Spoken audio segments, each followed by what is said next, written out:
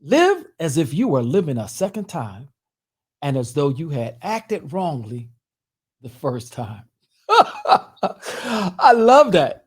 Every day we get to live a second time. We did wrong yesterday, we get to do it over again today.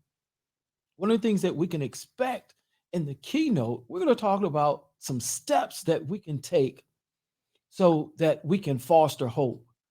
And the first step is to take responsibility for your feelings.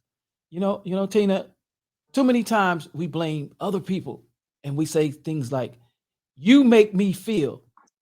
I mean, there's a Mhm. song that says that you make me feel like a natural woman. I don't know how it feels because I ain't never been a woman, but it's the words.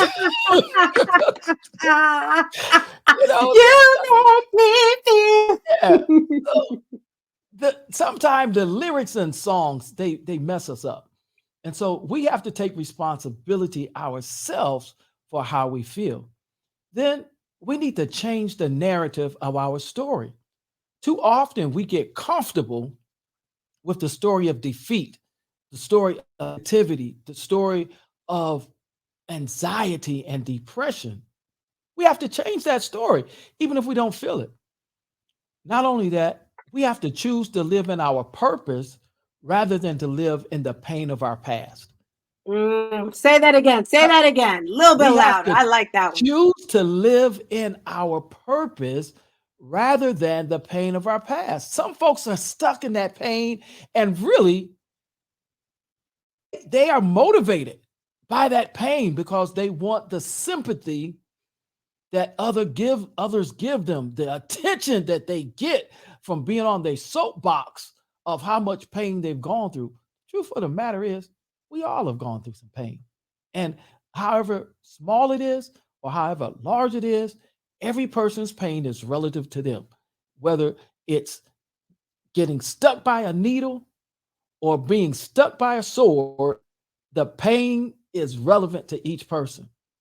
And here's a good one: celebrate yourself daily. See, it's hard to celebrate yourself and stay in the pain of your past. Those two emotions don't mix. You have to do one or the other. So celebrate yourself daily, and you'll start to move out of that pain, and you'll start to feel better about yourself. Have you ever been to a celebration where you didn't feel like it, you had a headache, you didn't want to be bothered, but then you get there and the excitement, hey, the music is hitting, it's popping, the excitement, everybody's having fun, it's high energy, and next thing you know, you out there on the dance floor enjoying yourself. You done forgot all about that pain and that headache you had when you got there. Then you want to Yep. protect your peace. This is very important, Stars Tina, is protect your peace because nobody else will protect your peace for you. You have to do it. You've got to be able to distance yourself from situations and from people who want to disturb your peace. There are professional peace disturbers. They looking for you. They looking for you. Their oxytocin and their dopamine, they get it by disturbing people's peace. You got to make sure that you don't let anybody disturb your peace. And then we have to release ourselves from any stress that we don't have control over. There's folks that are laying in the graveyard or they're in an urn somewhere because they stressed over things they didn't have control over and it literally took them out. If you can't control it, let it go. Let it go. It's not for you to take care of. Somebody else will take care of it. You ever met those people? They call them workaholics. I used to be one. And you just getting everything done, everything done, everything done like there's no tomorrow. And you know what I found out, Stars? That is, if you get put in the hospital, if you become incapacitated, or you transition from life temporal to life everlasting, somebody tomorrow is going to pick up and carry on. The company's not going to fold. They're not going bankrupt. Life is going to continue to go on.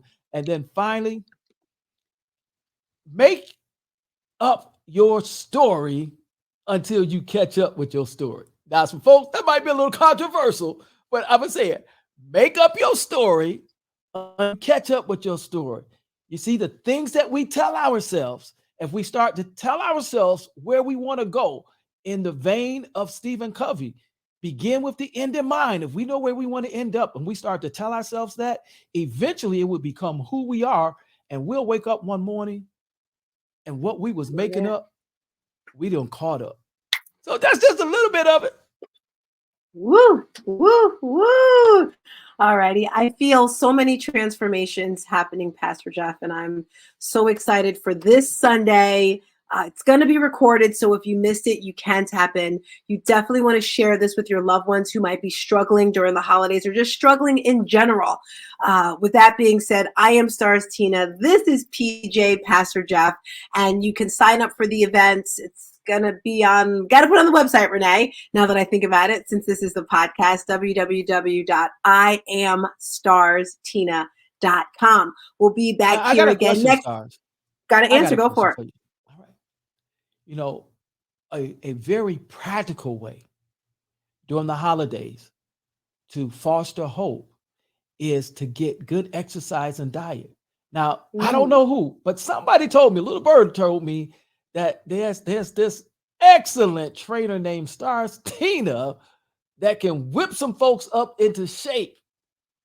I don't know. You have to tell me if you or not, but if you know who that person is, can you tell them how to find Stars Tina so that they can PJ. get off of that couch? PJ, let me tell you, we have a wicked challenge this month for our fitness challenge. It's 4 weeks long because you know you have Thanksgiving coming up, right? Mm-hmm. We have online fitness classes. We have a challenge going on to help you with nutrition. But week 1, PJ, it's 100 squats a day. It's Monday through Friday. 100 push-ups, squats a day. Week 2, 100 squats. Squats week 1. Push-ups week 2. Sit-ups week 3. And week 4 is burpees. But we have something amazing for, wait, where do you hear Thanksgiving Day? 1,000 burpees for Thanksgiving Day. We are so excited and thrilled. Is that a collective 1,000 burpees? No. This is individual. We're challenging yourself. One person yes. is going to do 1,000 burpees on Thanksgiving Day. Yes, I've done this before. It's very challenging. It's very invigorating. I love doing things that's challenging. It's hard, right? So you can say, I've done it before. And after I did the 1,000, oh my gosh, PJ, I had like a 6-pack. I was like, ooh, look at me. It was really good. Now, that's what's happening. I got a question. Let's go for it. What do you do for the enabled bodies? You know, they call them disabled bodies. I call them the enabled bodies. So we have moves for everybody. You can sit in a chair. Okay. All right. I want to know because I have a lot of veterans friends out there that are 100% disabled, and you got something for them too.